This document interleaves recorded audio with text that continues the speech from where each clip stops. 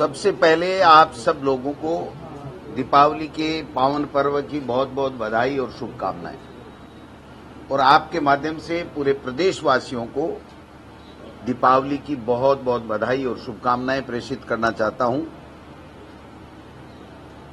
4, 5, 7 बिंदु ऐसे हैं जो तात्कालिक और तुरंत उपाय उनका होना चाहिए, सरकार से हम लोग डिमांड करेंगे। एक तो रबी की फसल की बुआई है।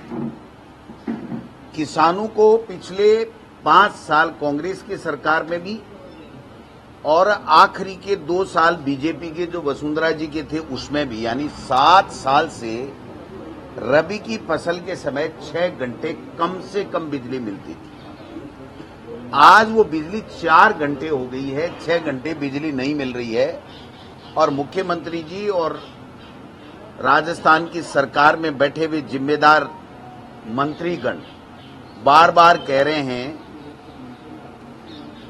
कि कांग्रेस शासन के अंदर जो बिजली देनी पड़ रही है उसकी वजह से ये हुआ है। तो मैं आपको बता दूं कि वो 1 महीने पहले ही वो जो बिजली देना लेना जो भी था वो खत्म हो गया।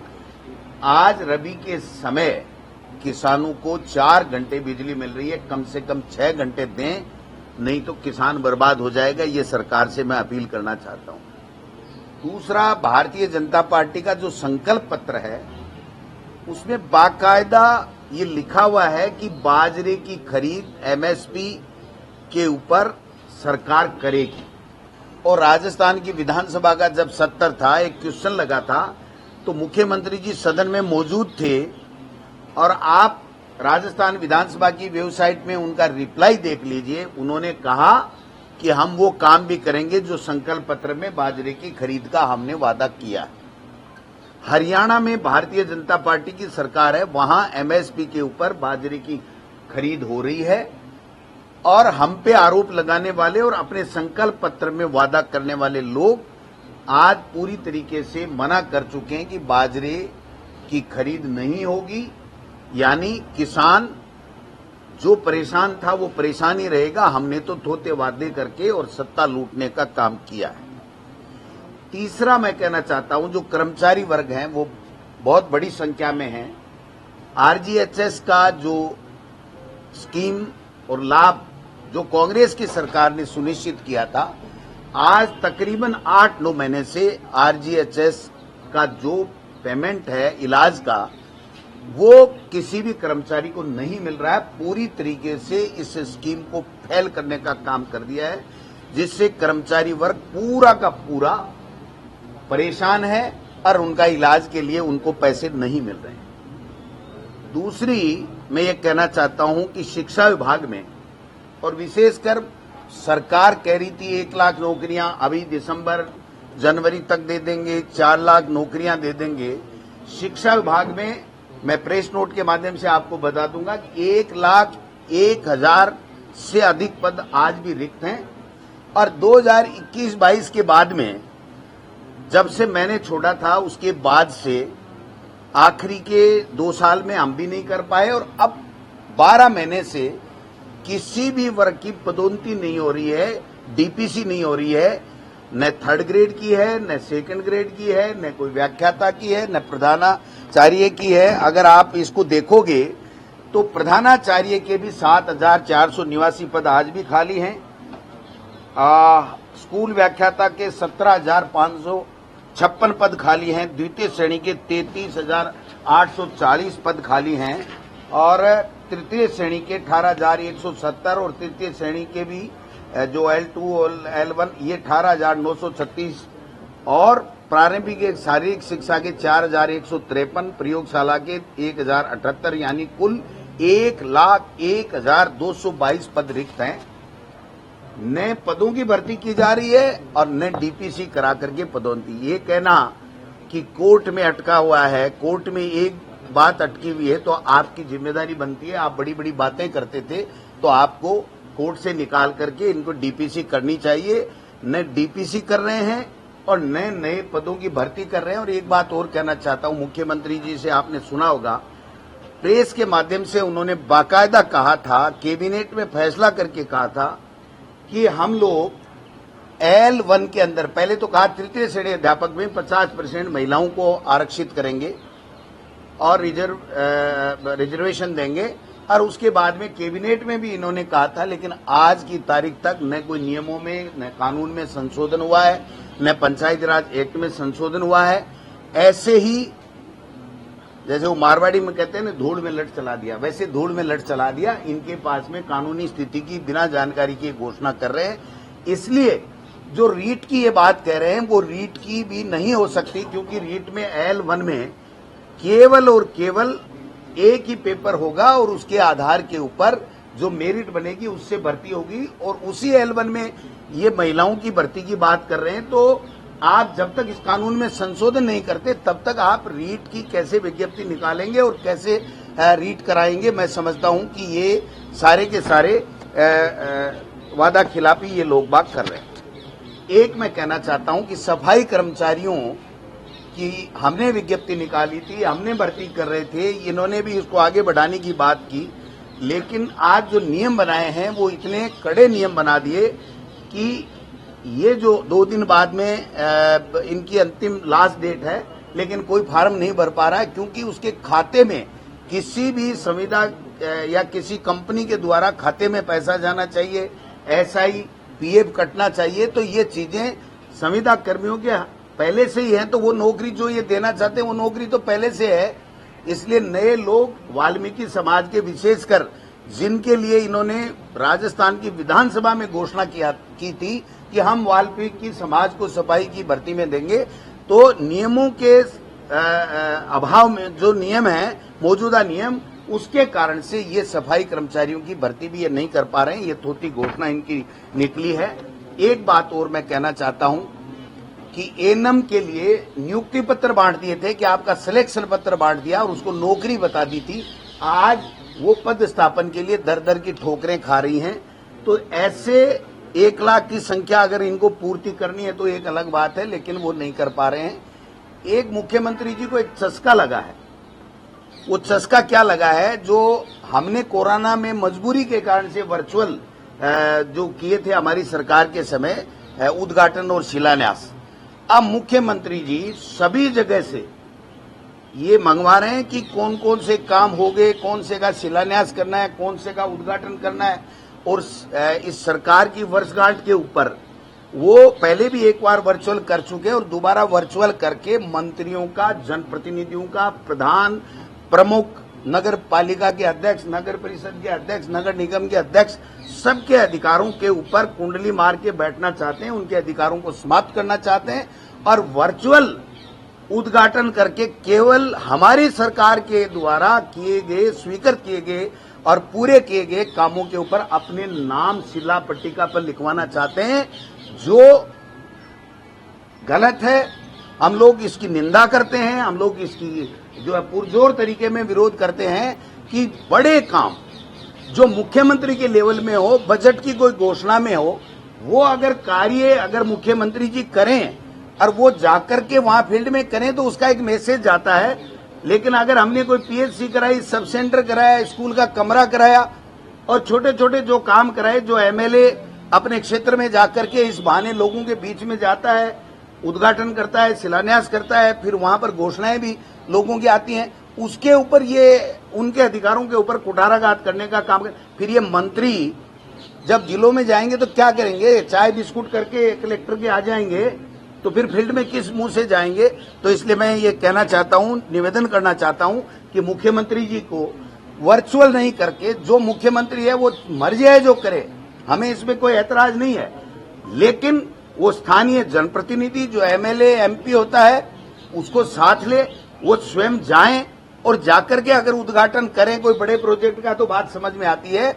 लेकिन एक तरीके से पूरा का पूरा कोलैप्स सिस्टम को करने के लिए केवल कांग्रेस सरकार के समय में जो कार्य स्वीकृत हुए और चालू हो गए, उन कार्यों पे अपनी नाम पट्टिका, क्या डर है मुख्यमंत्री जी को कि ये हट रहे हैं? कैसे इतनी आनंद फानन में नाम मंगा करके जिला कलेक्टरों को ये कहा जा रहा है कि आप एक भी कोई भी दूसरा उद्घाटन नहीं करेगा जब तक हमारी सरकार मुख्यमंत्री जी सारे के सारे एक साथ 10,000, 5,000, 20,000 का शिलान्यास करेंगे और वो जो उद्घाटन करेंगे, तो मैं समझता हूं ये परंपरा पहले कभी नहीं रही है। बड़े कामों का मुख्यमंत्री करते हैं, लेकिन ये नई परंपरा डाली जा रही है जो ठीक नहीं है। जनप्रतिनिधियों के जो अधिकार हैं उनके ऊपर जो है अंकुश लगाया जा रहा है, इसका हम लोग विरोध करते हैं।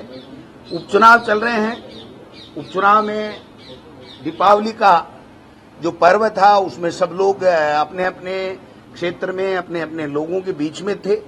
अब चुनाव परवान चढ़ चुका है और मैं आपको फिर कह रहा हूं कि भारतीय जनता पार्टी शून्य रहेगी।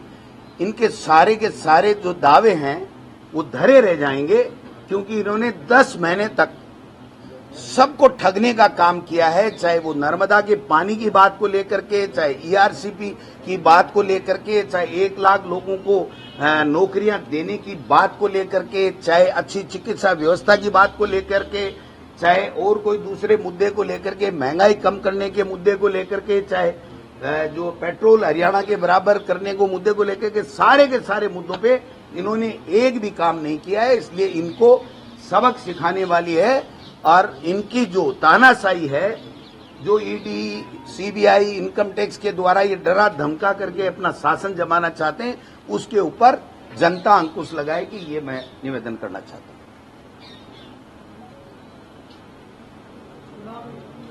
भाई साहब, आज बीजेपी में कई नागौर जिले से जिलाध्यक्ष आपके कांग्रेस के उन्होंने बीजेपी ज्वाइन की। कांग्रेस के जिलाध्यक्ष ने पूर्व जिलाध्यक्ष ने आज बीजेपी ज्वाइन की, तो उनके कारण से तो खराब हो रही थी वहां कांग्रेस। अच्छा है ना, चले गए तो हमने तो पहले ही गया हुआ मान लिया था।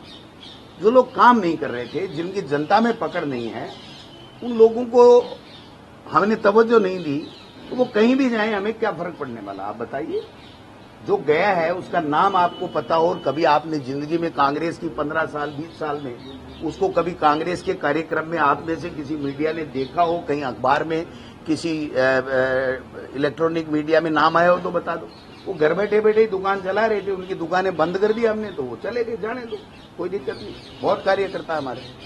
कांग्रेस के साथ मैं कह रहा हूं ना, बीजेपी 0 आ रही है। और आप बार-बार बीजेपी की बात कर रहे हैं, कांग्रेस का क्या हाल होगा? क्योंकि देखिए सर, आप बताओ, बीजेपी 0 आएगी तो क्या होगा? नहीं सर, क्योंकि फील्ड में आरएलपी भी है, उसके साथ कांग्रेस गठबंधन नहीं कर पाई फील्ड में। नहीं, विधानसभा में पहले भी नहीं रहा कभी। सर लोकसभा में था, लोकसभा में आज भी है। केजरी उन्नारा में आपके नरेश मीणा छोड़ के चले गए तो चले गए तो वो भुगतेंगे, क्या फर्क पड़ेगा? जनता थोड़ी साथ देगी उनका। सर आपको नुकसान नहीं होगा केजरी उन्नारा से? देखिए, ऐसा है, जनता सब समझती है कि कभी कहीं से, कभी कहीं से, कभी कहीं से, और चाहे जैसे बात करके अगर वो जनता के बीच में जाते हैं, कोई भी व्यक्ति हो, तो उसको जनता अपना समर्थन नहीं देती है। जनता उसी को समर्थन देती है जो लोग जनता के बीच में रह करके जनता की बात करते हैं और जो स्थायी होते हैं, जनता के मुद्दों की बात करते हैं। ऐसे यहां से यहां, यहां से यहां, यहां से यहां, अभी यहां, ऐसे लोगों को समर्थन नहीं देते। और रामगढ़ सीट में परिवारवाद का आरोप लग रहा है, विजेंद्र ओला सांसद उनके, तो हम तो पहले ही देते आए परिवारों को। बीजेपी कह रही थी, बीजेपी ने पिछले कांग्रेस की सरकार के समय जो भी उपचुनाव हुए, उसमें एक राजसमंद को छोड़ करके कहीं नहीं दिया कि हम परिवारवाद को नहीं देंगे। और आज जगमोहन मीणा जी बहुत मोटा उदाहरण है, बहुत परिवारवाद का बहुत मोटा और बहुत बड़ा उदाहरण है। चाचा, भतीजा, डॉक्टर साहब, सब लड़ रहे हैं। कांग्रेस की राह पे चल पड़ी है बीजेपी से। बीजेपी की क्या, कांग्रेस का क्या मुकाबला करेगी? बीजेपी तो खत्म होने जा रही है अब। कांग्रेस ही कांग्रेस। आपका साधु भाइयों वाला रिश्ता खत्म हो गया कैसे? क्यों? बयानबाजियां हो रही है? मैं तो, वो मेरे खिलाफ है, मैं उनके खिलाफ हूँ। हमारी आइडियोलॉजी कभी मिल ही नहीं सकती जिंदगी में। चुनाव से पहले आप वो बीजेपी मुख्यमंत्री जी को हटा रहे थे, हम भी हटा रहे हैं, तो साधु हो गए। और क्या है, अभी भी वो उसी काम में लगे हुए। मान क्या गए? वो इसी काम में लगे हुए। आपने सुना नहीं किरोड़ी जी का एक बयान कि मेरा प्रमोशन होगा और बेडम का प्रमोशन होगा? तो कैबिनेट से ऊपर प्रमोशन मुख्यमंत्री का ही होता है। कैबिनेट का कैबिनेट बनाने से कोई प्रमोशन होता है क्या? सर हो सकता है तीसरा उप मुख्यमंत्री बन जाए राजस्थान में। उप मुख्यमंत्री कैबिनेट मंत्री होता है, इससे ऊपर कुछ नहीं होता। दोनों को पूछ लो कितनी चलती। 2 उप मुख्यमंत्री है ना, कैबिनेट मंत्री जितनी में नहीं चलती, राज्य मंत्री जितनी सर चलती है। गहलोत साहब और पायलट साहब इकट्ठे आएंगे सर एक मंच पे प्रचार? सारे एक मंच में ही है भाई साहब। रोजाना दीपावली की रामाश्यामा होती है, सब एक साथ ही है। महाराष्ट्र में एक साथ ही है। अपन चलेंगे दोनों एक साथ, चाय नाश्ता करवाऊंगा अब साथ बैठ के। राजस्थान में कल से आप निकल रहे हैं 7 सीटों के ऊपर, क्या तैयारी? क्यों नहीं, कहाँ जाएंगे? सब जगह ही जाएंगे। 7 के अलावा तो अभी जाने का कोई मतलब नहीं है। 7 जगह हमारी टीमें लगी हुई हैं, कार्यकर्ता लगे हुए हैं, पदाधिकारी लगे हुए हैं। हम खुद भी जाएंगे, सारे लोग आएंगे, जो स्टार प्रचारक हैं या जो लोकल लीडरशिप है, वो सब पूरे चुनाव में मुस्तैदी के साथ में काम कर रही है और अच्छे परिणाम आएंगे। सर यूपी से एक नारा निकला, आपने भी सुना होगा, बटोगे तो कटोगे, इत्तेफाक रखते हो? इनके पास सामान ही इतना ही है, लड़ाओ भिड़ाओ, इस तरीके की धार्मिक उन्माद फैलाने की बातें करो। इनकी कोई नीति नहीं है। इनका एक ही काम है कि आप तो हिंदू मुस्लिम करो और अपनी राजनीतिक रोटियां सेको, जो अब ज्यादा दिन नहीं चलेगा। अब खत्म हो गया इनकी बातें। नरेश मीणा का भी निष्कासन नहीं हुआ, क्या वो प्राइमरी मेंबर नहीं है? जिला कांग्रेस कमेटी से जो ही प्रस्ताव आएगा उसके 30 मिनट के अंदर फैसला हो जाएगा। प्राइमरी मेंबर है नहीं है?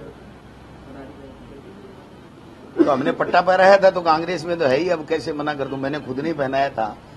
लेकिन वहां के लोकल ब्लॉक अध्यक्ष, जिला कांग्रेस कमेटी, किसी भी संगठन के वहां से जो ही आएगा त्यों ही हम कार्रवाई करेंगे। सर ये जो वहाँ के कांग्रेस उम्मीदवार हैं उनको लेकर और हरीश मीणा को लेकर कई गंभीर बातें कही। फालतू की बातें हैं, सब बकवास है। पैसा लेके भारतीय जनता पार्टी इस तरीके के प्रोपोगंडे फैलाती रहती है, इसमें कोई सत्यता नहीं है। कांग्रेस में ईमानदारी से टिकटें मिलती है, कभी भी कांग्रेस में बीजेपी की तरह इस तरीके का खेला नहीं होता है। भाई साहब जुनूनों के अंदर लगातार है, एक विशेष समुदाय के लोग विरोध कर रहे हैं, कोई नहीं कर रहा है। उनका ये कहना है कि बीजेपी हो या कांग्रेस, कोई भी दल हो, यदि हमारे समुदाय विशेष को मौका नहीं दिया जाता। नहीं, ऐसा कुछ भी नहीं है। जो फॉर्म भरा था उन्होंने ईमानदारी के साथ में अपना स्व विवेक से फार्म उठा लिया और वो ओला जी के साथ में है, अमित ओला जी के साथ में प्रचार कर रहे हैं। और पूरी तरीके से वहां कांग्रेस का वोटर नेता एक भी कांग्रेस के खिलाफ काम नहीं कर रहा। गोधरा को लेकर के जो एजुकेशन सिस्टम से चैप्टर हटाए गए, उसकी हकीकत क्या है? कब इंक्लूजन किया गया इनका? आप कहते हैं आपके समय एनसीईआरटी लागू कर दिया गया था और अभी ये चैप्टर पाठ्यक्रम है ही नहीं, पाठ्यक्रम का हिस्सा नहीं है, क्योंकि वो दिलावर जी बता नहीं पाएंगे, उनको नॉलेज नहीं है। 10 महीने हुए हैं अभी इनको, तो अभी दूसरे कामों में लगे हुए हैं। शिक्षा विभाग पे जब फोकस करेंगे तो ध्यान में आएगा। ये भारत सरकार बुक्स खरीदने के लिए समसा के माध्यम से फंड देती है और उसके माध्यम से वो पुस्तकें खरीदी जाती हैं, लाइब्रेरी में रखी जाती हैं, जिससे बच्चे पढ़ सकें। ये मेरे समय में 11 करोड़ रुपए का फंड आया था, हमने ये किताबें नहीं खरीदी थी। एक बात। उसके बाद में जब इनका शासन आया, कल्ला जी ने भी नहीं खरीदी, इनका शासन आया तो आनन फानन में इन्होंने जो किताबें खरीदी हैं, उन किताबों में से कोई पुस्तक है जो ये जो चर्चाएं चल रही हैं। तो मंत्री जी कह रहे हैं कि भाई हमने वापस मंगा ली, इतने से वो बच नहीं सकते। खरीदी उन्होंने ही है, उनके समय में ही खरीदी गई है। उनको ध्यान रखना चाहिए था, इस तरीके की पुस्तकें बच्चों में नहीं बंटनी चाहिए। ये सुनिश्चित करने का काम इस सरकार का है, गोविंद डोटासरा का नहीं है। उन्होंने एक बात कही थी कि उन्होंने ही ये किताबें छांटी थी, इन्होंने ही अनुमोदन किया था। वो सार्वजनिक रूप से मंत्री हैं आज, तो मंत्री हैं तो सारा रिकॉर्ड उनके कब्जे में है, उनके अधिकार क्षेत्र में है। उनको बताना चाहिए कि ये गोविंद डोटासरा के ये हस्ताक्षर हैं और ये इन्होंने अनुमोदन किया था। तब मैं आपके सामने दोबारा आकर के और जो मुझे कहना कह दूंगा, लेकिन ये कहना बिल्कुल गलत है। उनके समय में वो किताबें खरीदी गई, उनको जिम्मेदारी लेनी चाहिए और उसे को ठीक कैसे किया जा सकता है, इस दिशा में उनको बात करनी चाहिए, अनर्गल आरोप लगाने के बजाय। सर अधिकारियों के हवाले से बात सामने आई कि बाजरे पे जो एमएसपी की बात करें, 4000 करोड़ रुपए सेंट्रल गवर्नमेंट ने एमएसपी के नहीं दिए, इसलिए 2670 रुपए प्रति क्विंटल के हिसाब से नहीं खरीदा जा पा रहा। केंद्र एमएसपी के लिए पैसा नहीं दे रही है, इन्होंने संकल्प पत्र में क्यों लिखा? बीजेपी का संकल्प पत्र है ये, और बीजेपी की डबल इंजन की सरकार है, तो जिम्मेदारी तो इन्हीं की बनती है। इन्होंने सोच समझ के नहीं लिखा था क्या?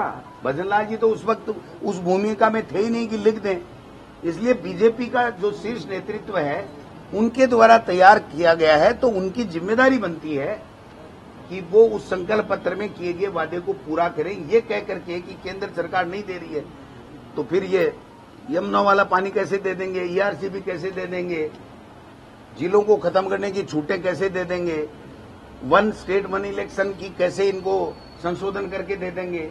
तो ये कहना किसानों के साथ में धोखा है। तो मिड डे मील में कैसे मिलेगा बच्चों को फ्री अनाज? कब मिले रहा है? तो वो दूध ही बट रहा है, वो दूध ही चालू रह रहा है। वो तो मंत्री जी ने यूं ही ठोक दिया, उनके पास फाइल ही नहीं गई, सीधी चली गई और जाकर के वो दूध का दूध है। वो तो वो बताए कि जब मोटा अनाज की बात कर रहे थे तो उनकी जिम्मेदारी बनती है, वो बताएं कि मोटा अनाज कब से मिलेगा और कैसे मिलेगा। मैं तो हूं नहीं मंत्री, या मेरी सरकार तो है नहीं कि मैं बता दूं कि मोटा अनाज ऐसे मिलेगा साहब। दूध की मलाई नहीं मिल रही थी? अब मुझे पता नहीं भाई, इतनी छोटी बात मैं करता नहीं। टाइगर को पीछ करके मार डाला, मतलब अब भाई सरकार में, इस सरकार के समय में ये तो पोपाबाई का राज है, ये तो अपने आप ही चल रही है, कोई चलाने वाला कोई नहीं है। यहाँ पर लेपर्ड 9-9, 10-10 व्यक्तियों को मार रहा है, आदमी टाइगर को मार रहे हैं, कोई धनी धोरी नहीं है, कोई पूछने वाला नहीं है। इसीलिए तो हम बार बार ये बातें कर रहे हैं कि भाई ये जो वादे किए थे और आज किसान की जो आवश्यकता है उसकी फसल ही अगर बुआई ढंग से नहीं होगी, बिजली नहीं मिलेगी, तो फिर उसके बाद में आपके ये जो भाषण है, हेलीकॉप्टर और बड़ी बड़ी बातें हैं, ये दुपट्टा, ये किस काम में आएंगे बताओ? किसान के तो काम में आ नहीं रहे। तो विधानसभा क्षेत्र में दुपट्टा वाला वो तो बीजेपी को नींद ही नहीं आ रही है इस चक्कर में। शिक्षा विभाग के द्वारा 35-35 हजार रुपए का बोनस देने की बात कही जा रही थी कुछ जो कर्मचारी हैं उनको, और वो पैसा जो है जो एग्जाम्स करवाने के लिए जो पैसा लिया गया था स्टूडेंट्स में से, कहा जा रहा था, ऐसा आरोप लग रहा था कि उनमें से पैसा बोनस में बांट दिया। भाई शिक्षा विभाग के बारे में शिक्षा मंत्री को पता नहीं, मुख्यमंत्री को पता नहीं, तो आप भी कभी कोई बात पूछो शिक्षा विभाग के बारे में तो अधिकारियों के साथ में चर्चा करना, जिससे सही इनपुट आ सके। सर, बाल मुकुंदाचार्य का एक विषय सामने आ रहा था, जिस तरह से उन्होंने जगह जगह जाकर एक तरह से आरोप भी लग रहा था कि मस्जिद के अंदर घुस गए, औरतों के साथ अभद्र व्यवहार किया। क्या कहना है आपका? क्या बताऊं उनके लिए, आप बताओ। वो MLA हैं, जनप्रतिनिधि हैं और इस तरीके की बचकानी हरकतें करते हैं। समझ से परे है कि कोई अंकुश लगाने वाला उन लोगों पे है कि नहीं है, मुख्यमंत्री या बीजेपी के प्रदेश अध्यक्ष जी या पार्टी हाईकमान। उनको सोचना चाहिए कि इनको विधायक बनाया है, इंटरनेशनल हिंदू मुस्लिम करने का कोई एजेंडा उनको नहीं दिया गया है कि आप झगड़े कराओ, उन्माद फैलाओ। तो उनको खुद को भी सोचना चाहिए और बीजेपी को उनके ऊपर उनकी जो अवांछनीय गतिविधियां उसके ऊपर अंकुश लगाना चाहिए। मैं इतना ही कहूंगा दीपावली के ऊपर। क्या आपको लगता है सर, हसनपुरा का जिस तरह से नाम बदल दिया, जनाना अस्पताल का नाम बदल दिया, हिंदू मुस्लिम पॉलिटिक्स कर रही है चुनाव से? अब भाई इनके पास एजेंडा ही एक ही, दूसरा है ही नहीं। दिल्ली वालों से बात कर लो चाहे जयपुर वालों से बात कर लो, दूसरा कोई एजेंडा ही नहीं है इनके पास। ठीक है साहब, थैंक यू।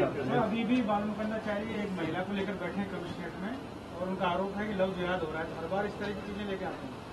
मैं कह रहा हूं ना, वो एक विधायक की गरिमा को गिरा रहे हैं।